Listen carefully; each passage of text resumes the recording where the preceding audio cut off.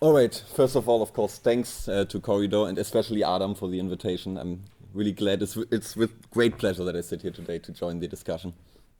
But since this discussion is so important, let's go straight into it.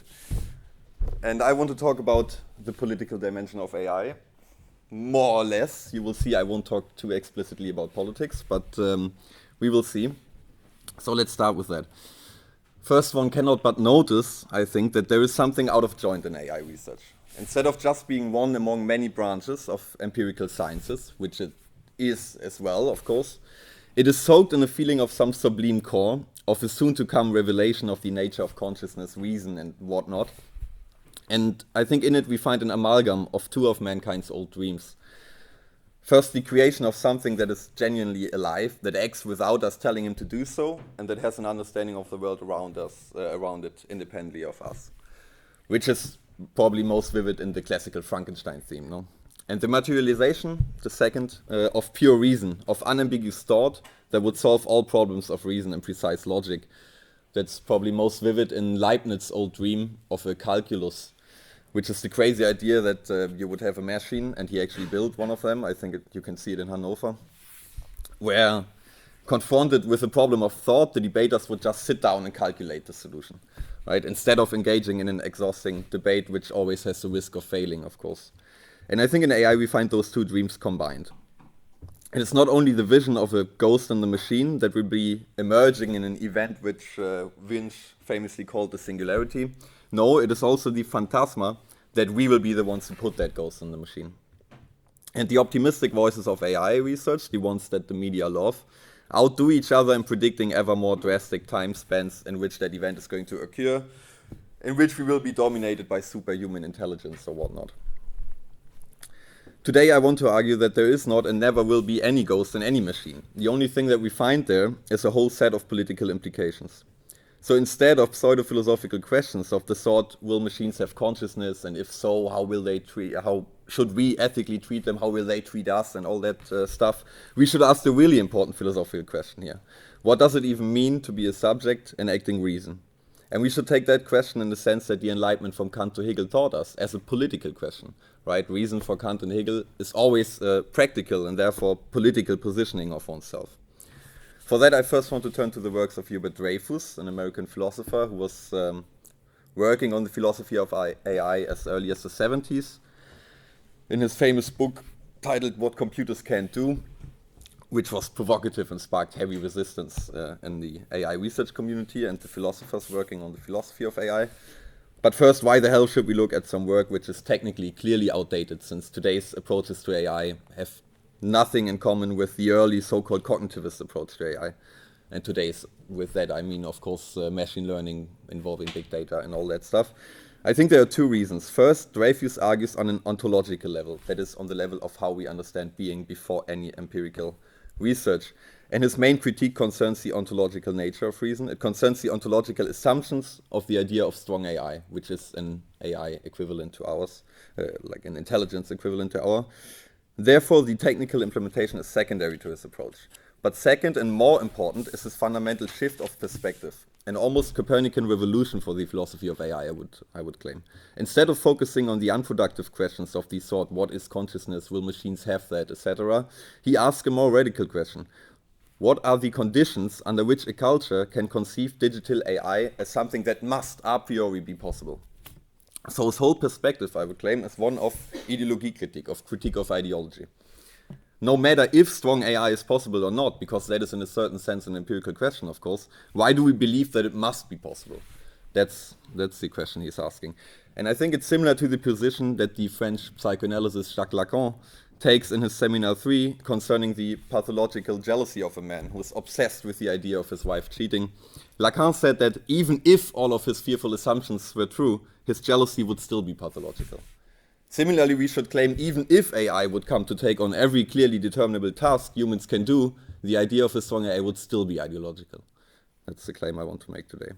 So let's look at his work, Dreyfus' work. I will focus on what computers can do. He wrote more on the matter, but I will focus on that. And don't be surprised, I won't be talking explicitly about politics until the very end. But in that, I hope to show how even the apparently innocent theoretical questions do imply a political positioning. So I hope you see how I was talking about politics all the time then. Or I hope I will see that as well, I don't know.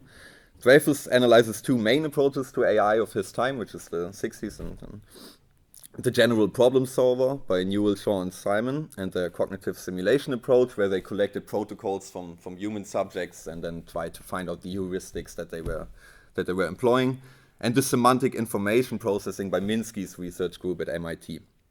And I think his basic move is always the same.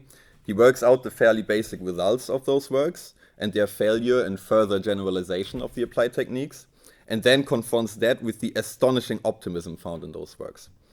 We don't have the time to go into detail in this. Here it shall be enough for us to state his conclusion that he articulates in reference to a review of a summary of AI's work so far, written by Fred Tong in 1966 and reviewed by Greenwood in 1967.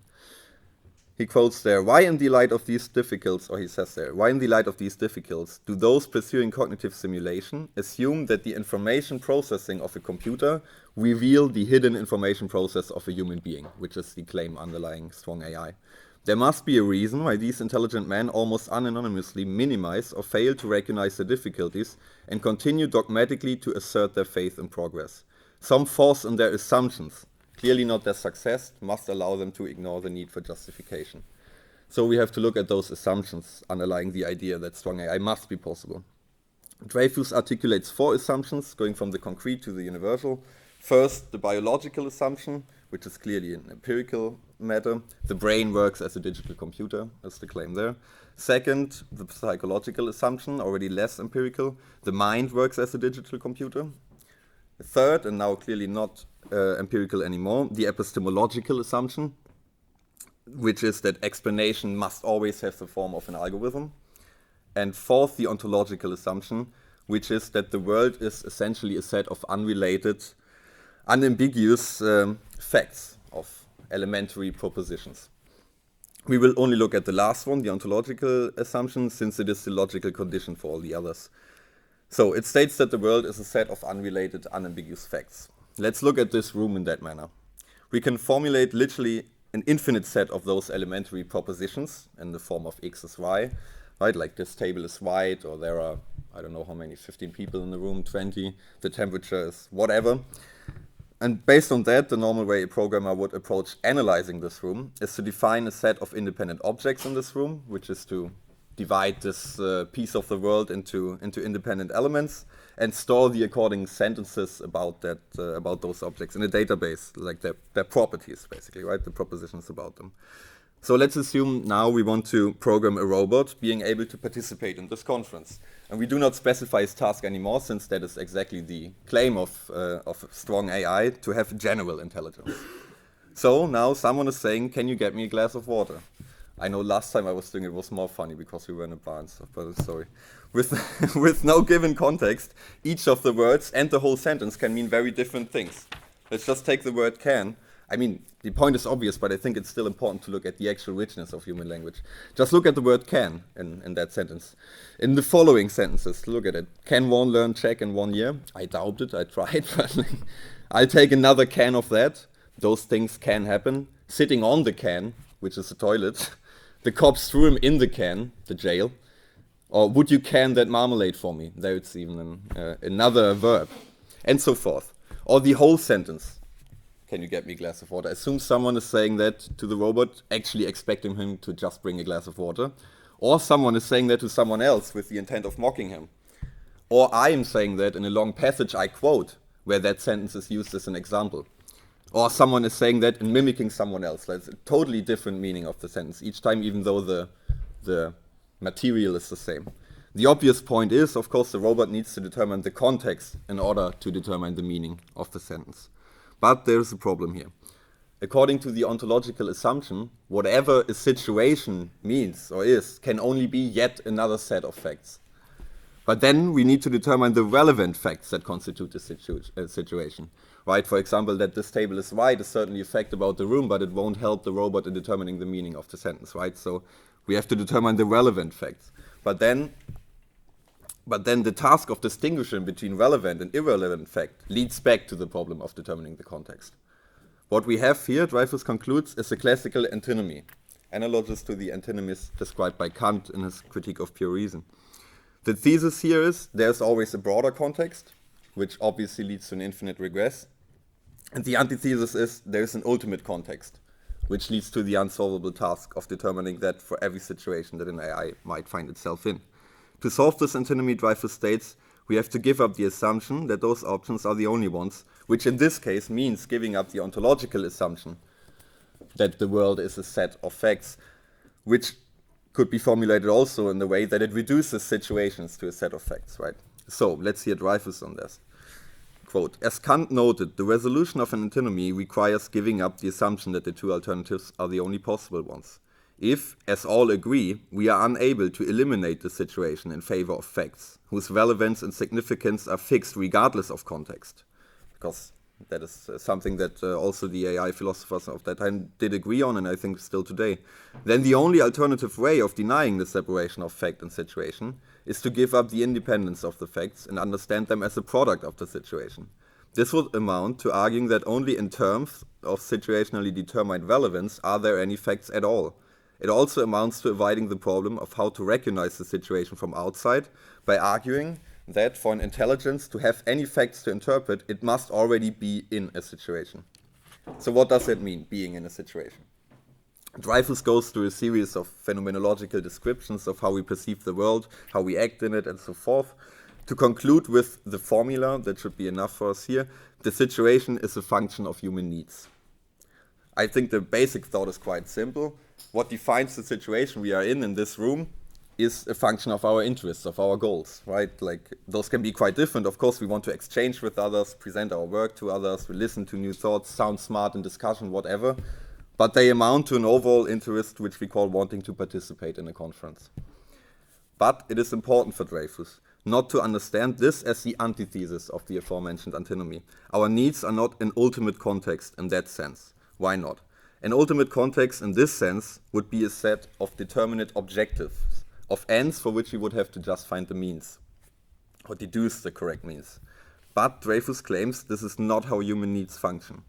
They function at what he calls, in a paradoxical term borrowed by his colleague at the MIT, Samuel Todd's, less known, so he calls how they function as a creative discovery. A need itself is not unambiguously determined before being fulfilled. Rather, they are being specified in the event of their fulfillment, and thus retroactively change the whole context. They change the meaning of all elements that we encountered and encounter. And Dreyfus turns to love to illustrate that, among other examples. So let's hear him on that. In discovering what humans need, they make more specific a general need which was there all along but was not determinate. When a man falls in love, he loves a particular woman, but it's not that particular woman he needed before he fell in love. He has become the sort of person that needs that specific relationship, and must view himself as having lacked and needed this relationship all along. In such a creative discovery, the world reveals a new order of significance, which is neither simply discovered nor arbitrarily chosen. So I think what is important in that quote is the order of significance, right? Like events like falling in love are catastrophic in a certain sense, right? They fundamentally change our world. The significance of single experiences occurring in that world change rapidly. Suddenly, formerly unnoticed gestures, inconspicuous sentences, etc. get a totally different meaning. And this retroactive change of a global order of significance can be also illustrated by a classical turn in literature we all know, right? Like, let's say the protagonist wakes up in the end. It was all a dream. None of the sentences written before change, but the whole meaning of them changes rapidly. And, according to Dreyfus, it is the indeterminate nature of our needs that constitute this framework of meaning, where, in a certain sense, both sides of the antinomy are true. There is an ultimate context, yes, but one that is in itself incomplete, open to be broken up by a ground-shaking event. Our interest in holding this conference, for example, is not closed in the sense that each meaningful element occurring here, each gesture, each sentence, whatever, is fixed in its meaning. It's just as fixed as the current situation at hand needs it to be. And whether we will be satisfied with the outcome will have shown itself at the end of the conference, right? But not in comparison to an already completely explicit objective we had before the conference. Rather, this objective itself changes during this event and will only retroactively appear as having been there all along. And one need not only think of the affective dimension of human life if you're not the romantic kind of guy, which is perfectly fine. Dreyfus himself mentions Kuhn in his work on, his groundbreaking work, I think, on the structure of scientific revolutions, which is a book published in that time as well, where he describes how knowledge and reason is not based on the storage and processing of neutral data, but involves paradigms, what Kuhn calls paradigms, fundamental frameworks of how to interpret data that are not themselves reducible to a set of data elements or algorithms of how to process them. So, to conclude, what computers can do, right, the title of his book, for Dreyfus is being in a situation. That is, of course, not to say that humans could not build a device which has needs in this sense, because there are certainly physical entities who do precisely that, right, human bodies. But that the idea of doing that purely on the level of symbol manipulation, purely on the level of what can be described as a Turing machine of processing digital bits of data is inconsistent, since those bits of data are by definition unambiguous, explicit, and therefore meaningless. But I think we need to take one last step here before we then finally explicitly turn to the political dimension. It seems to me quite obvious that needs is not really what Dreyfus is talking here about, even though he uses that term. With need, we usually mean some sort of biological cycle of tension and relief, right? Like I get hungry, tension rises, I eat something and releases again, and then soon after it will rise again, right? This is all in all an harmonious oscillation of tension. And Dreyfus seems to want to claim that this order is what grounds meaningful situations. Our needs bring forth a meaningful world where food is distinguished from non-food and so forth, like many have been arguing in phenomenology and also biology. There's this whole movement of embodiment who claim precisely that, I think. But I think what Dreyfus touches here is not really the dimension of needs, but of a fundamental disorder of the oscillation of need. A dimension that Žižek, now he comes into the picture as promised in the title, calls ontological incompleteness, which is a category derived out of the psychoanalytical notion of desire as opposed to needs, right? You have desire and needs, which seems to me to be quite closer to what Dreyfus means with needs. For Žižek, in order for events like love or scientific revolutions to occur that change the whole symbolic order of our life, it is necessary to think of reality itself as incomplete. Explaining this shortly will take us back to Kant's antinomies. I think the main insight of that part of the Critique of Pure Reason, where he describes those antinomies that reason finds itself in, can be described as follows. When we try to conceive of reality as a consistent totality, as a logically coherent whole, that is, in Kant's term, as a thing in itself, the antinomies of pure reason occur. A certain fragile stability is only obtained via its counterpart, an incomplete subject. Žižek himself puts it like this. The precarious status of the subject relies on the Kantian anti-cosmological insight, because that's what it basically means. There is no way of conceiving coherently of everything as a cosmos where everything has its place and stuff, which is like the pre-modern view of how the universe functions, right? Okay, so this status of the subject relies on the Kantian anti-cosmological insight that reality is non-all, ontologically not fully constituted. So it needs the supplement of the subject's contingent gesture to obtain a semblance of ontological consistency. Quote end. Let's try to put that in less obscure terms. What is this subject's contingent gesture? I think that is precisely the restructuring of significance, the arising of a new situation, a global context that Dreyfus sees in events like love or scientific revolutions. But Žižek claims this implies a deeper disorientation, a being outside of any situation. Right? That is the fundamental experience of events like love. No, like we find ourselves somewhere outside of any formally meaningful situation, right? It's quite literally an end of the world that we knew before it, right? So, for reasons we cannot develop here, psychoanalysis calls this dimension of incomplete needs, of a desire that puts us in a minimal distance to any situation. That means that prevents us from fully immersing into any situation. There's always a minimal distance to any situation we find ourselves in. Psychoanalysis calls this incomplete needs death drive. I'm just mentioning that to make the following quote clearer by Žižek as well. The death drive is thus the constitutive obverse of every emphatic assertion of truth, irreducible to the positive order of being, which is exactly those events, like love, like scientific revolutions, political events, whatever. The negative gesture that clears a space for creative sublimation. What Dreyfus called creative discoveries, I think we can translate that quite directly here. Alright, okay, here we can draw a conclusion, even in time, and get back to AI. I asked in the beginning what it means to be a subject, and Žižek's answer would be quite clear. Subject is precisely the name for this fundamental disorder, for this being outside of a situation, that is the condition for engaging in meaningful situations. A thing that Dreyfus clearly touches, but misses to articulate clearly. And I think that's why Dreyfus also misses the political implications. The problem with AI is not only that it's not able to be in a situation, but that it is in a once and for all fixed situation. And that is necessarily a snapshot of the life world we inhabit right now, without the dimension of possible events. That's the whole problem of bias in AI, which is a consequence of that, right? Like bias where you have algorithms doing job recruiting, determining the rate of interest you get or whatever. And it is shown, and it is a huge problem in AI research, that they of course inhabit they inhabit how our life world functions right now, which is racist, sexist and whatnot, right? So the problem is that they are already in a situation, whenever we think of them as a general intelligence, no, they are already given a context, which is the context we live in right now. Okay, I claimed in the beginning that the idea of a strong AI, and yeah, right, that's a digital program that materializes the essence of what makes us intelligent, that idea, is an ideological one. So what is the ideology here? I think the ideology here is what we could call technocracy, that is implied in those ontological assumptions Dreyfus examined.